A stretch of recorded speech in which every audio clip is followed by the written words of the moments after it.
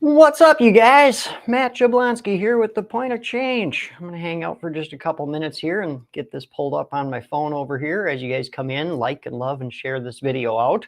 Make a comment. Let me know where you're watching from or recovery date or something like that. All right, I'm going to wait and let some people get here so we can make sure this live video is working and stuff. Tonight, 7 p.m. Central, Melissa Mackey's going to be here to share her story with us. So if you're not a football fan and you want something to watch, you can come on by and hang out with us this evening. I have a feeling we're going to have some low numbers this evening because I'm competing with the Super Bowl. But, I like to take on big opponents. I like to take on big opponents, big challenges around here at The Point of Change. Hey, we got some people coming in. What's up, guys? Throw up those likes. Throw those loves up. Share this video out. What's up, Michael? What's going on? April, Brandy, good to see ya. Good morning, everybody. Good to see you guys. Let me get this over here pulled up so I can see your reactions and stuff. Always like to see the hearts coming up and stuff like that. Today, our topic is you'll always have a reason to quit. You will always have a reason to quit, or you will always have an excuse to quit. You will always have something there that hurts, something there that is hard, something there that makes you struggle, that makes you want to go back to the dope, that makes you want to go back to the toxic relationship, that makes you want to go back to self-harm or back to overeating or back to gambling or back to whatever it is that was destroying you before. You're always going to have those things that come up that are going to push you to want to go back to that life. I'm here to tell you to not let those things win. If I look at my life right now, if I really wanted an excuse to go get messed up, I got plenty of them. I got plenty of them, bro. My dad died. I got depression. I got anxiety. There's no meetings available in my area for in-person meetings. I just lost a really good friend of mine to suicide. I've lost 3 or 4 friends in the past 6 months to different ways of dying. I have every reason, every excuse in the world to go get fucked up, but I don't do it. I keep pushing forward because those reasons can be reasons to throw in the towel, or they can be a reason why you keep going. They could be another reason that you say, yeah, this came up, but you know what? I'm going to stay sober today. You know what? I'm going to do it for that person that passed away. You know what? I'm going to do it because I know it's good for my mental health. Like, there's always going to be a reason to quit, guys. There's always a reason to quit. And it's not that they're all, I don't even like to say that they're excuses, because a lot of them are valid fucking reasons why you want to throw in the towel, like your depression or a friend or family member who just passed away and something hard that you're going through. We will always have those excuses and valid reasons why we want to go back to that shit, but don't let it win. Don't let that evil win, man. Keep going, because I promise you it gets better. Don't throw away something over a temporary problem. We got a lot of things going on. That's for sure. Maybe you're struggling through loss. Maybe you're struggling through depression. Maybe you're struggling through all that stuff. But you'll still find more reasons to keep going. Keep adding those reasons to keep going. Keep adding them, man, because you're always going to have the reasons to quit. You're always going to have a reason to throw in the towel and to call this quits, But you got to keep adding positives to that column of positive things that keep you going in recovery. Keep working on that list. Keep adding things, because you can come up with a million reasons why you should relapse or why you should go back out. But all you need is that one reason to keep going. Just find yourself one reason to keep freaking going, man, and put the pedal to the metal and just keep going, dude. Keep going. What's going on, guys? How's everybody doing? Let's see. Michael McNeil, I hear you, brother. Got many reasons why, but I never give in. And my support and my girlfriend keep me from that. Right on, Michael. Right on. We all got those reasons. We all got those things that happen in our life. We all got people that we miss. We all got mental issues. We got health struggles. We got bills we can't pay. We got every reason under the sun why we can throw it all away and just go back to that old lifestyle, or whatever. But don't accept those. Don't accept them. Don't accept them as reasons. Don't accept them as excuses. Just keep going. And I promise you, one day you're going to look back. And what you got a choice here, right? You get a choice. You can either look back and say, yeah, that was when things got really tough, and that's when I ended up, screwing up and relapsing. Or you can look back and say, yeah, that was when it really got tough, but I kept fucking going. And I just kept doing the next right thing. And I just kept minding my own. And I just kept doing right by me. And I promise you, you're going to want to be that second option. I promise you that farther down the line, you're going to want to look back and say, yeah, that was where it got tough, but I kept fucking going, man. Because trust me, that's a beautiful feeling right there. Jessica, just getting here. Hope y'all are well. Well, right on. You're only 5 minutes in, so I'm glad you're here. Joanne, what's up? Good afternoon. Good to see ya. Brandy, just found out my daughter was removed. I finally have others seeing what I saw. My son is still in that house, but no reason to use. Right on, Brandy. Right on. Stephen, my dad's death started my entire addiction. Ironically, after he passed from an accidental overdose of morphine and Vicodin mixed, it turned into heroin and stopped his heart. And when he was just trying to take a nap, 17 years later, I'm in addiction recovery. Right on, brother. Right on. I'm glad that you are putting that to use in your life in the way of, making you do better now, Don't let it be that reason that keeps you held back, man. We all got those reasons. Brandy, I got anxiety today, but I will not use today to fix it. I'll breathe through it. Amen, Brandy. What a beautiful way to put it right there. I was just watching a video yesterday and I thought it was such a beautiful comparison. This woman, I don't know her name. I was on a reel and it was one of those pages that it's not actually the person's page. It's just a page that posts a bunch of different videos, so I don't know who the woman was in the video, but she was saying a good exercise for training yourself on how to push through negative feelings and how to push through uncomfortability. And this was a beautiful thing, I really thought. She said, imagine you're in the shower. Imagine you're in a really cold shower, like you turn the water to as cold as you can get it, and then you step into the water. What's your instant reaction? Your body tenses up. You probably jump out of the water. That sucks. I don't want to be, that's freaking cold, man. But if you really want to push yourself through that, ease yourself under the water. You're going to clench up. You're going to tighten up. And then what do you do to help yourself through that situation, right? You take a deep breath, and then you relax yourself. And then you just allow the water to be cold, and you're just there in that cold water. And what a beautiful analogy for pushing yourself through an uncomfortable position of just taking a breath, relaxing your muscles, allowing the things that are happening to happen, and just pushing yourself into that uncomfortability. Rita, I'll continue laying it down at his feet until I get peace. Amen, Rita. Amen. Melissa, thinking about it and doing it are different things. The more you keep doing, the less you tend to think about those times. Well, in my case anyway. Right on, Melissa. Well, I'm glad to see you. Glad to see you here. Can't wait to see you tonight. If anybody isn't watching the game tonight, if you'd like to come by and hear a testimony of addiction and recovery, Melissa Mackey will be here tonight at 7 p.m. Central. For those of you who are not going to enjoy the big game, I know there's some football fans here who are going to be totally caught up in the Super Bowl. And I know there's quite a few stoners here who are going to be caught up in the Super Bowl too. But if you're not all caught up in that football game, come on by at 7 p.m. Central, hang out with Melissa Mackey and me, get a little recovery on. Brandy, I gained way too much in recovery that it's just not worth losing it all again. Amen. Amen. This life that we've built is far beyond anything that I could imagine in my addiction. In my 13 years of addiction versus my 6 years of recovery.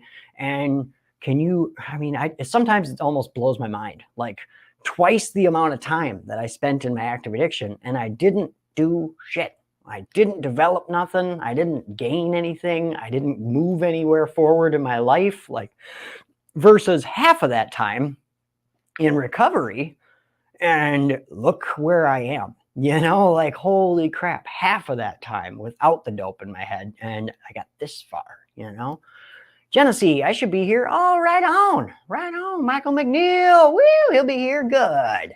I'll drop by and show some love. Good. Melissa, otherwise I'm sure there will be a replay. LOL. I'm gonna be a stoner talking about sobriety. Right on, Melissa. Right on. And yes, of course there will be a replay. There will always be replays. Josh and Lori, what's up, guys? Finally out of FB jail. What? Right on. Good to see you guys commenting again. Brandy, not sure the Super Bowl is broadcasting in Canada. Oh, I don't know. I have no idea on that one. You'll have to, if you don't care about football, then I guess it doesn't matter, right? Yeah, game day here in the States, man. Really good message at church this morning. That was for sure. I really enjoy our pastor. I really enjoy our time there. Dresden, what's going on, man? Good to see you. Stephanie's here. Matt Holzum, what's going on, guys? Good to see everybody this morning. Hope you guys are having a good day. Melissa, y'all will hear my family screaming. Oh, yeah? Oh, yeah, I suppose football's going to be going on in the background, huh? Randy, it doesn't matter to me. I am not a sports person at all. Right on. I'm not either, man. I've never really been one to get into sports. I like the Packers just because I'm from Wisconsin. So I have that Wisconsin home state pride of I love the Packers, I love the Badgers, I like the Bucks, I love all of our sports teams, even though I don't really follow them. And I try my best to enjoy Packer games. Like my best friend he's a Packer nut, right? So hanging out with him, we watch a lot of football. And it's not something I enjoy, but I've talked about this in the past before, how in my active addiction, I didn't care who I was hanging out with. I just cared about what we were doing. I didn't care if I was hanging out with somebody I just met. I didn't care if I hung out with somebody that I hated. I didn't care as long as we were doing meth. I didn't care who I was hanging out with, right? In my recovery, it's the opposite. I don't care about what we're doing. I care about who I'm hanging out with. So I don't care if we're watching football and I don't enjoy football. I'm hanging out with my best friend and his fiance and my fiance and family members, and we're having a good time. Like I care more about the people that I'm with than the activity that we're partaking in, you know? Pam, if the Seahawks are playing, then I am always watching. Right on, Pam. I'll watch the Packers anytime. Can't guarantee that I know what the hell is going on. Can't even guarantee that I know who's got the ball at any good point. Like, I'll look up at the TV like Ryan's like, he's a sports fan, you know? So like him, his eyes are locked on the ball and he's watching it, you know? And like me, I'm like, who do you throw it to? I lost track of the ball already. I don't give a shit. He'll be like, that guy was holding. That guy back there was holding. I'm like, there's 30 fucking people on the TV. How did you see that one guy off in the corner over in the back? Or like the stuff sports fans know. Like Ryan will be talking about, like, not even about a Packer. Like, he'll be talking about another team. He'll be like, oh, yeah, their second string quarterback over on the 49ers. That dude, he played at this college for this many years, and he did really good. But I'm really looking at over here at this team, man, on the Seahawks or on the whatever. They got this guy, and, man, he's really good. And I'm like, how the fuck do you know all this shit about these people? How do you know this? How do you have any idea? I'm like, I barely know who's on our team. I know Aaron Rodgers. I feel cool because I know who Aaron Rodgers is. I don't know shit. I just sit there like I'll just half the time like I just kind of memorize things that he says during like we'll be watching sports or whatever, and like I'll remember some of the things that Ryan said so that if I'm talking to people and they do like sports, I can sound cool. You know what I mean? Like they'll be like, "Oh yeah, you guys been watching the Bucks late?" And I'll be like, "Oh yeah, fucking Giannis is killing it." I have no idea who Giannis is. I have no idea, but I've heard Ryan say fucking Giannis is killing it all the time. So, so I'll just, oh yeah, fucking Giannis is killing it. And they'll be like, oh yeah, fuck yeah, he is. Oh, blah, blah, blah, blah, blah, blah. And I'm like, I have no idea, but I'm just happy to be included. Right, I'm kidding. Home run, says Melissa. Home run. Let's see. Josh, okay, I'm going to go back to work. We're about done, but I'm still listening. Right on, man, right on. Brandy, amen. Or having your adult trust to have your grandchild overnight without a worry. Right on. What am I looking at? Gotta see, it's because they're replies, and this doesn't tell me that you're replying. The replies are over here. Let's see, Jessica, me watching football. This is the weirdest baseball game I've ever seen.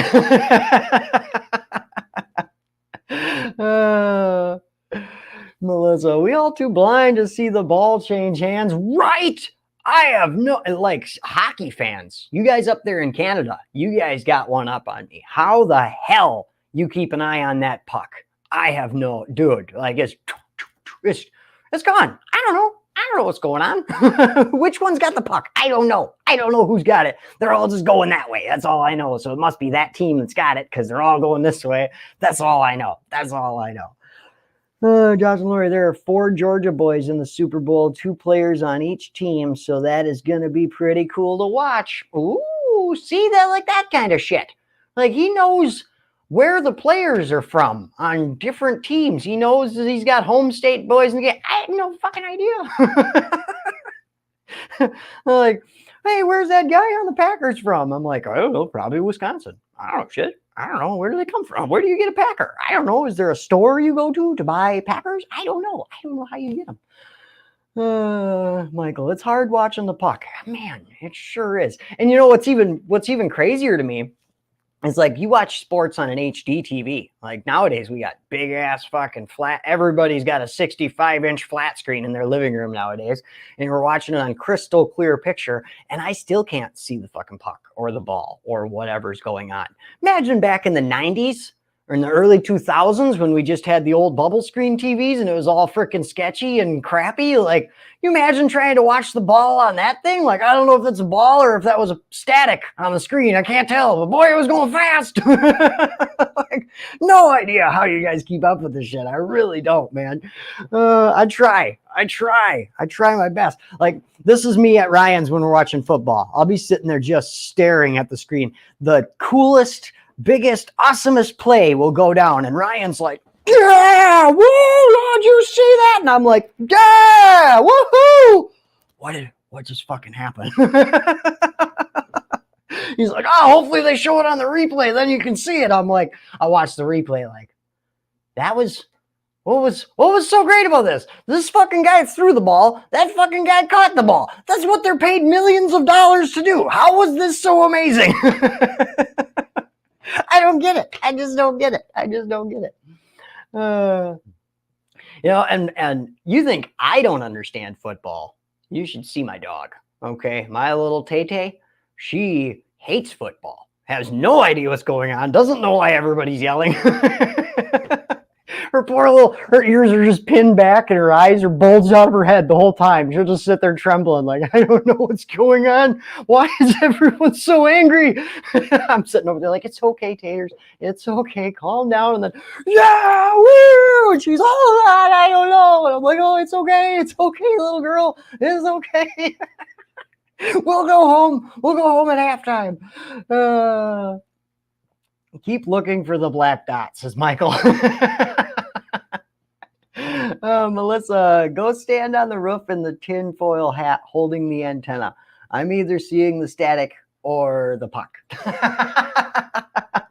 We used to have one of those antennas that's outside your house on the 90-foot tall pole, you know, mounted next to the house, like the big old freaking thing that looked like you were trying to pick up at like something from space, you know. And we had one of those up there with the rotary box on it. So over in the corner there was a big box with a dial on it that you would go over there and you would turn it, and we had little Sharpie marker spots drawn on the outside around the dial where you had to tune it to get what channel, you know. So you would go over there and you would turn this big dial all the way around, and then you would turn the dial, and then you could hear it going tick tick tick tick tick tick tick tick tick tick tick inside because it was sending a signal. And I thought it was so cool. I used to run outside and watch the antenna turn. Like that was amazing technology to me. Like, what? I can turn this thing in the house and then this giant antenna moves. Like, that's so cool. And we only got like 3 channels. We got 7, 9, 13, and every once in a while, if it was a real clear sky, we could pick up Fox 48 and we could watch The Simpsons. Mom didn't really like The Simpsons. She was kind of like, it's, you know, it's like a little more adult type humor. She didn't really like us watching it. But because we rarely came in, if we were able to get it to come in, we could watch The Simpsons. And I think that was one of those things, like one of those, like, you know, when your parents don't think you're going to be able to pull it off anyways. So they're like, tell you what, if you can get it to come in, you can watch The Simpsons. And because she's like, ain't no way in hell they're going to be able to get this to come in. But I'll tell you what, if you will let me watch Bart Simpson say, eat my shorts, I will sit over there and fine tune this antenna for hours. And we'd figure it out. And then you can't say shit, Ma, because you told us we could watch it if we could get it in, you know?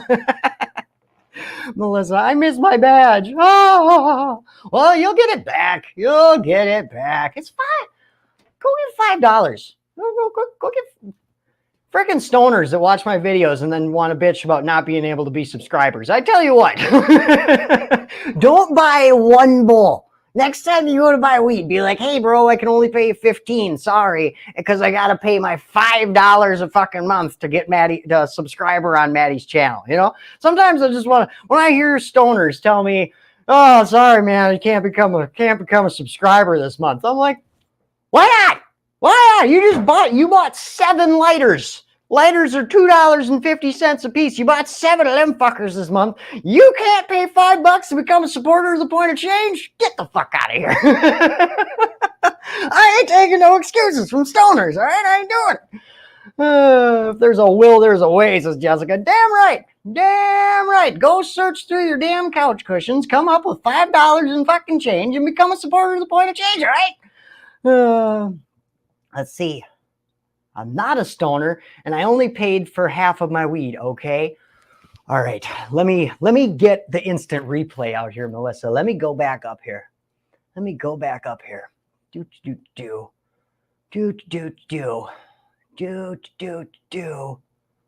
it, Matthew. Find it. I'm gonna go back up here to Melissa. Where is it? I heard my name. I forgot about the Super Bowl. Now I'm way too far. I seen it somewhere up here. You said it. You literally said it in a comment. I just read it. You were like, I'm going to be a stoner tonight talking about sobriety. Yeah, right here. Melissa, otherwise I'm sure there will be a replay. LOL. I'm going to be a stoner talking about sobriety. All right, now let's go back down to what the fuck she just said. I'm not a stoner. That's it. I ain't fucking deal with this shit, all right?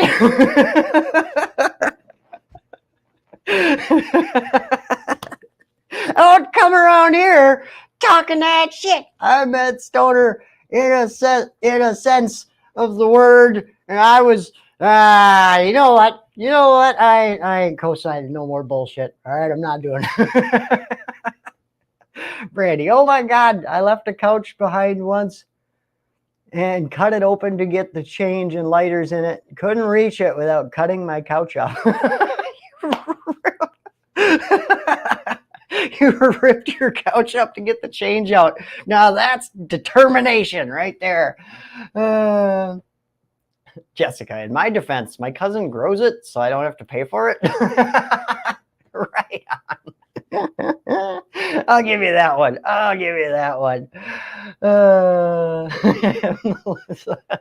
Good. Quick backpedal, she says. Yeah, let me back up. Just a minute. I didn't say that. Couch treasure coins. Simpsons did it. Oh, I just watched that episode not that long ago. Melissa, hey fucker, I bought your gear. Yeah, see? Good. I'm glad you did that. I appreciate the support, but that doesn't mean you're getting away without getting some shit thrown at you. All right. If you go back and check the description of this page, I am a motivational speaker and a comedian. All right. So you come around here, you're going to get motivated, but I'm also going to burn you. All right. I'm going to do them both. Okay. We get a nice level playing field around here of a little bit of building you up. A little bit of knocking you down because you're stupid. You know what I mean? I'm just kidding. I'm kidding. I just love giving people shit. If I didn't give you guys shit, if you have never been burned by Maddie on the Point of Change. Either you're a new follower and I don't want to make you run away, or you don't comment enough, or maybe, just maybe, you actually ain't never said nothing that made me give a shit about it. Okay, but I'm pretty good about watching for stuff that I can give you shit about. All right, I keep a sharp eye on you guys so that I can pick out shit about you and pick on you for it. All right, it's part of my job. Fuck around and find out, says Genesee. Hell yeah, fuck around and find out. Tell you what, I'm gonna get a chart that shows you the level of fucking around you have to do in order to reach the normal amount of finding out, you know, and you will find out that on that chart that the more you fuck around, the more you will in fact find out. And the less you fuck around, the less you will find out. You know, those two categories are very intertwined with each other. Mike Ward, what's going on, man? Good to see ya. Brandy, FYI, couch was full of bugs. Didn't want it at my new place, so left the couch and the bugs behind and took the change and the lighters. Right on. Fuck them bugs. Fuck your couch. During my active addiction, I imagine so. The fuck around chart, says Mike. Gotta get one. I gotta get one. Melissa, it didn't take me long to find out. Just all your fucking around. Tell you what, man, there's a lot of fucking around that goes on around here. Let's see.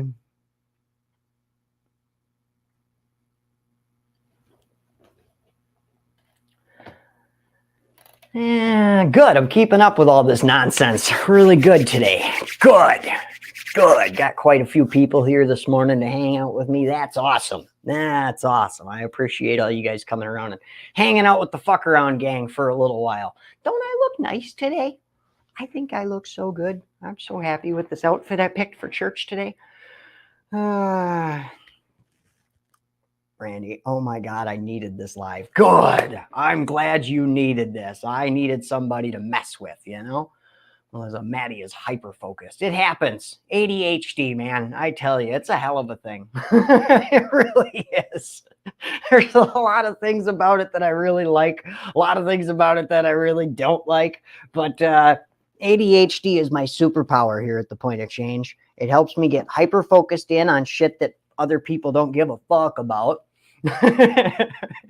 And it helps me with replying to all of you crazies in these comments, right? Because like I can be fully engaged in one comment at a time. Like you make a comment and I am fully engaged with that comment right there, you know? And if you're saying something funny, makes me laugh, blah, blah, blah, love it. Next comment is something sad, right? Now, some people would have problems with shifting between emotions so well. Not people with ADHD, man. I have no problem with it. I go from like, hey, Maddie, I just celebrated 3 years of recovery, bro. I'm like, what? Fuck yeah, dude. That's awesome. Guys, throw up some hearts for that recovery time. That's fucking great. Next comment is like, Maddie, my grandma died. And I'm like, oh, man. I am so sorry to hear that, man. I've been through it myself, blah, blah, blah.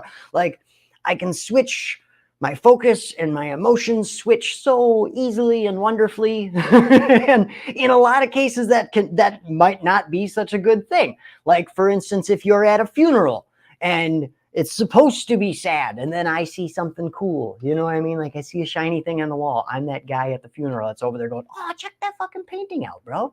That's fucking cool, man. You guys seen this painting? This is fucking cool. They're like, dude. I'm like, oh yeah, sad, sorry. But when I'm here, it fits so wonderfully. It's great. What's up, Jimmy and Joni? What's going on, guys? Good to see ya. Joanne, ADHD is a gift. It's my superpower.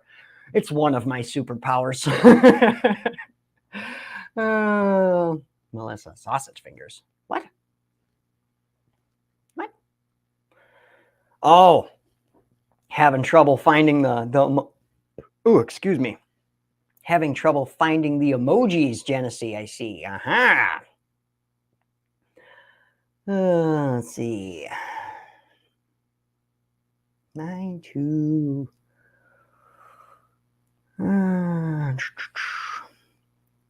It's me and I'm the problem, so Genesee. You're not the problem. We love you. Mike, how was church? Oh, church was awesome, man. I really enjoy our pastor. Today was one of those days that I really enjoy church because we do have an actual pastor at our church, but we are a branch of a big ass church. I don't necessarily want to call it a mega church. It might be a mega church, not totally sure. We got 7 branches of a church called the Chapel in northern Illinois, southern Wisconsin. There's 3 churches here in Wisconsin, and I believe 4 down in Illinois that are all called the Chapel, and we're all one big body of believers. But the good side of that is what I would call checks and services, because when a church, this is kind of a long-winded conversation to get into, but sometimes a church can just be, can just have their pastor and their congregation and just be their own entity, right? And it's great. Not, most of the time that works out great until if that pastor or, people involved in the church get corrupt and the message gets corrupt. If there's nobody above your pastor to keep him checked and keep him, hey man, you're getting a little nutso, it can really cause a lot of problems. And that's something that happened to our church in the past. So our current pastor, Pastor Kevin, he integrated our church in with the Chapel on many, many levels of reasons why he did that. But one of them was because having a larger body, having a church that's overlooking our smaller church will keep the member, not just the members, but like the people in charge of our church, it'll keep them in check. So if any of them end up corrupt or doing the wrong kind of thing, they'll have people above them that can say, hey man, we got to keep you in bounds here, blah, blah, blah kind of thing. So I really like that aspect of it. The aspect of it that I don't really like is because we have 7 different churches. A lot of times our message is a live broadcast from another church. They have another pastor at another church, so they'll live broadcast the church service into our service, right? Which is cool on one front. It is cool on the front of we're not just learning about our religion and about Christianity from one sole person. It's not like we're just getting the opinions and the ideas and the theology from one individual who has one point of view. We have multiple pastors and we hear from a different pastor every single week. So we get a different message from a different person who's walked a different journey in their faith, which is beautiful. But on the aspect of, I don't really like going to church to sit on my ass and watch a video. That's the aspect of it that I don't really like. I really like the in-person having a pastor up front speaking. So this morning was great because that's what we had this morning was our pastor giving a message this morning. So I really loved hearing that. And we have a family in our congregation that they're all very involved in the church. It's a husband, a wife, and their daughter, and all 3 of them are in our praise band, and they are just very integrated in the church and helping and stuff. And their daughter has been in Romania on a mission trip for like 4 months. So this morning was her first service coming back from Romania. So having her back up leading worship was really awesome, and it really just fills my heart with joy to see her and her mother and her father, all 3 up on stage. Like John is a backup singer, her mother's a backup singer, and then she is one of our lead vocalists. So having that family on stage is just something really cool about that. And you can almost see and feel the joy in John in his appearance and in his voice this morning when he was singing. You could almost see and feel the joy that he was so happy to have his daughter back up there and to have his family up there singing.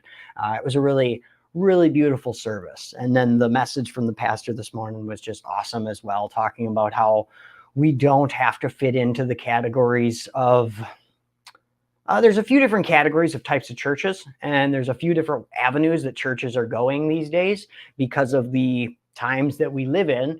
There are some churches that are what he called accommodators, the churches that say we are falling behind, the society is moving in this direction, the church says to go this direction, we need to be more accommodating to the way the world is, and we need to not preach on certain messages, and we need to dull down the message of Christ and stuff like that.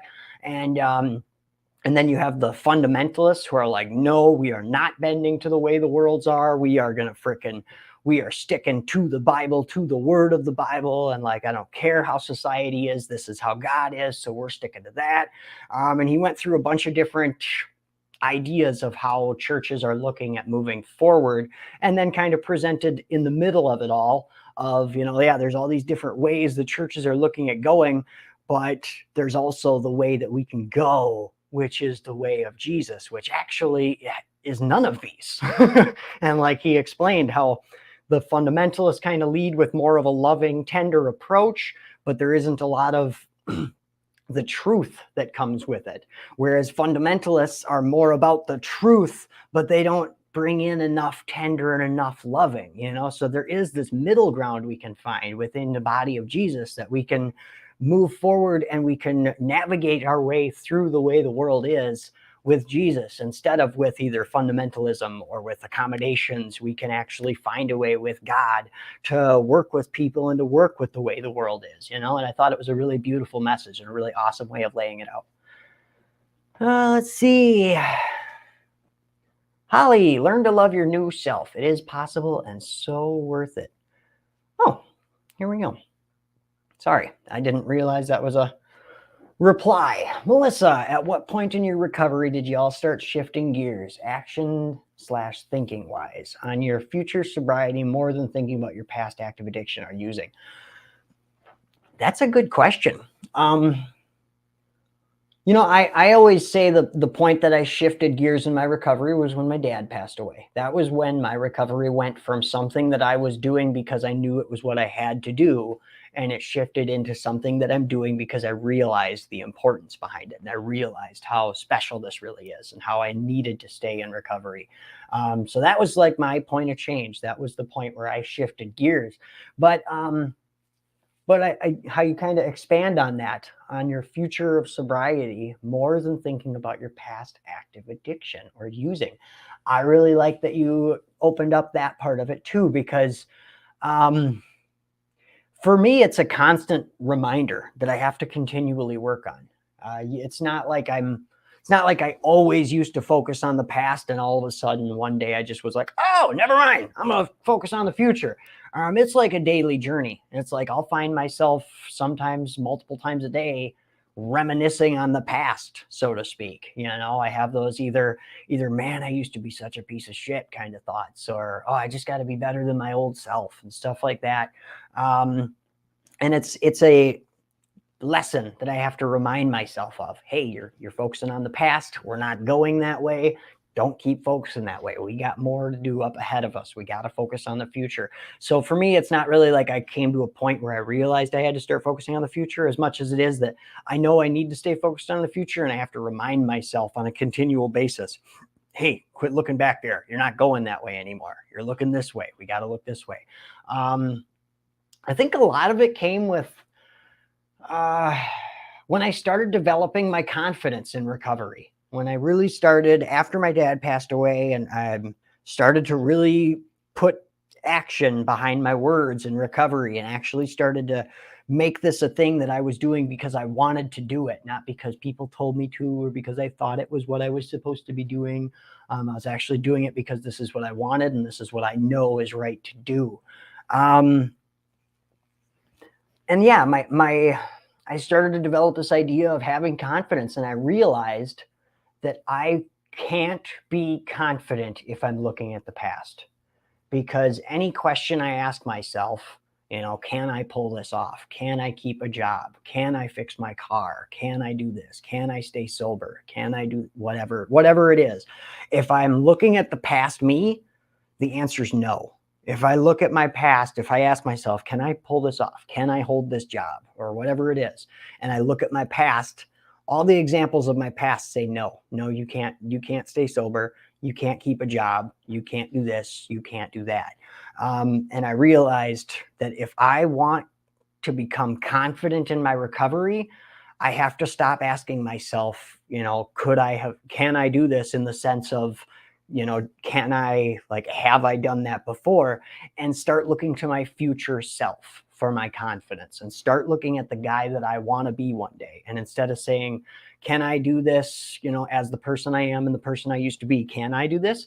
Instead of saying that, I say, How about the person that I want to be one day? Can he do this? Yeah, you fucking bet he can. And he has, and he did it. So I realized I need to start looking at the future self and looking at the person that I want to be one day and go to him for confidence, because he's got some answers. He's done some awesome stuff. He's pushing forward. Like, that guy is speaking on big stages. He's cashing big checks. He's making huge life changes for himself and helping other people along the way. So that guy, I can get loads of confidence from him. But if I look backwards, I got zero. I got nothing. I got no confidence in that guy back there. Let's see. Let me come on down here. Holly, some people would go backwards in recovery with a death. Everyone is so different. Amen. To each their own. To each their own in this world. And trauma affects people differently. And what we think of as trauma, you know, like what's super traumatic for one person might just be a small bump in the road to another person, you know, and what we might see as a small bump in the road, another person might be like, oh my God, it's the worst thing that's ever happened, and end up with, you know, a traumatic experience from it. So trauma affects each person differently. Each person's recovery is different, and the lessons we learn along the way affect us each differently. And you'll see that in your family members. That's a excellent place to look to see how how one thing can affect multiple people different ways. You know, like if your father passes away, you might have one brother who goes into active addiction for it, and another one who, you know, really pushes farther in life, or another who shuts down and goes into depression. Like, you see the differences in how those things affect people in your family. Let's see, Mike, I've been getting back to church myself this last year. Even the online services are pretty cool. Right on, man. Right on. I follow a few people on YouTube and Facebook that have really excellent sermons. So let's see, Joni, it took me a long time. I went to a lot of meetings and took what I needed. And then I found online recovery, and I learned to be quiet and listen. And it then shifted. Ooh, that's a good one. That's a good one. Genesee, okay, back to the workout. Got to get that techno pumping. Right on, Genesee. Get to it. Get to it. Holly, have a blessed day to you and your crew, Maddie. Off to enjoy this day. Right on, Holly. You have a beautiful day. Take it. Don't take it for granted. Appreciate it. Get out there and enjoy it. I want to see some of the other answers to this question, though. Joanne, everything switched for me when I began to heal from past trauma and learned my identity in Christ. Amen, Joanne. That's beautiful. Holly says, good question. Very tough part of recovery. Keep busy, but keep it simple as well. Find something new to put your focus on. It does take time. Proud of you. Right on. That's beautiful. That's beautiful. Find something new to put your focus on. And it does take time. That's an excellent tip right there. We were just talking about that the other day when I was telling you guys about rerouting your rivers in your mind, you know, and how it's an expansive project. It's really huge. It's not just a one and done kind of thing. This is not a set it and forget it kind of thing. Like, this is set it, remind yourself later, you know, continuously resetting it, continuously each day working on who we are and reminding ourselves of those past things that we've overcome and moving forward, you know. One thing that right at the end of service, Pastor said, that love rejoices in the truth. And it's something that I believe it's in 1 Corinthians. I wonder if I could find it. I don't have my study Bible right here.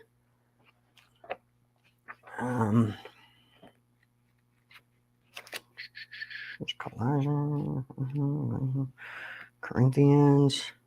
So 1 Corinthians, you've probably all heard this read at a wedding before. Where is it?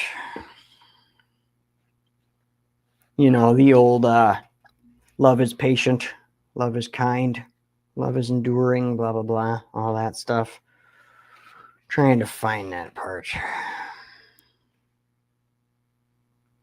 Let's see if I can find it. I don't know if I'm going to be able to find it right now. Anyways, the line is that love rejoices in the truth. And Pastor said that right at the end. And it was a reminder of a lesson that I learned when I first started my journey with God. It was when I first started the Point of Change. Shortly after I first started the Point of Change, anyways, I'd been doing it for a little while. And I had a follower who, here it is, love is patient, love is kind. It does not envy, it does not boast, it is not proud, it does not dishonor others, it is not self-seeking, it is not easily angered, it keeps no record of wrongs. Love does not delight in evil, but rejoices with the truth. That line right there, love does not delight in evil, but rejoices with the truth, helped me so much in my recovery, because early on, like I said, when I was doing this, I had a follower who I could just tell, when you can just tell somebody's still in their active addiction. Again, we don't like to jump to conclusions. We don't like to, we don't kick our wounded. We don't do all that. So when you have people who are still using, you have to lead with love in that, we just keep talking, we just mind our own and we take our own inventory. If they're not willing to admit that they're still using, then there's nothing you can do. If someone is in a burning house and you tell them you got to get them out, and they're, the house ain't on fire. What are you talking about? You know what I mean? They won't admit that the house is on fire. How the hell are you supposed to get them out of there? But anyways, I had this woman who had followed me for a while, and I could tell by not only her comments, but her posts and everything. Everything was pointing that she was still using, but she was claiming clean time and talking about her recovery and stuff in the videos. And I never called her out in the live videos or nothing. I just had it in the back of my mind that I think she's still fucking gacked out of her mind, And I went on for quite a while like that, with me having these thoughts of, I think she's still using, and I'm pretty sure she is, but I can't tell, and blah, blah, blah, blah. Well, then it all came out, and she ended up getting arrested and getting caught with all kinds of drugs on her. And when she got arrested, and I heard it from somebody else, was like, hey, so-and-so got arrested with a bunch of drugs. And I instantly had this like bursting happiness inside of me, like this, I knew it. And it was like a charge of like energy when I got it. And I instantly felt horrible. I instantly was like, why am I getting happy over this? Like, this is not a good thing. This woman was lying to us. She's been using drugs this whole time. She's obviously hurting. Now she's in jail. Like, this is not a good situation. Why am I getting this charge of happiness? Am I just that much of a dick that like I just feel happy over other people's misfortunes, And then it was reading that line. Reading that line really helped right there. That love does not delight in evil, but rejoices with the truth. It wasn't that I was super happy that she went to jail, or super happy to find out she's a liar, or vindicated in knowing, and I told you so. It was just the love inside of me, the love of God that lives inside of me, that when the truth finally came out, that love inside of me kicked up. Just, yes, finally, the truth shall set you free. So if you've ever felt that way, if you've ever had that, I knew it, I told you, kind of vindicated feeling, and you wonder why you feel that way, that's what it is right there. It's that love inside of you that's rejoicing in the truth. All right, guys. Thank you guys for joining me this morning. I'm going to get the heck out of here. I hope you guys enjoy your day. I hope anybody that's watching the Super Bowl this afternoon, I hope you enjoy it. Excuse me. I hope you enjoy the Super Bowl. I hope may the best team win. Well, I mean, the Packers aren't playing, so I don't know how they would technically win. You know what I'm saying? But all right, I love you guys. I hope you guys have a beautiful day. I will see you guys tonight. Some of you anyways. I'm sure some of you are going to be watching the game and stuff, but Melissa Mackey will be here tonight at 7 p.m. Central. So if anybody's looking for a testimony of addiction and recovery, come on by this evening and hang out with me and Melissa and hear her story. I love you guys. Have a beautiful day. Until tonight, stay happy, stay healthy, and stay clean.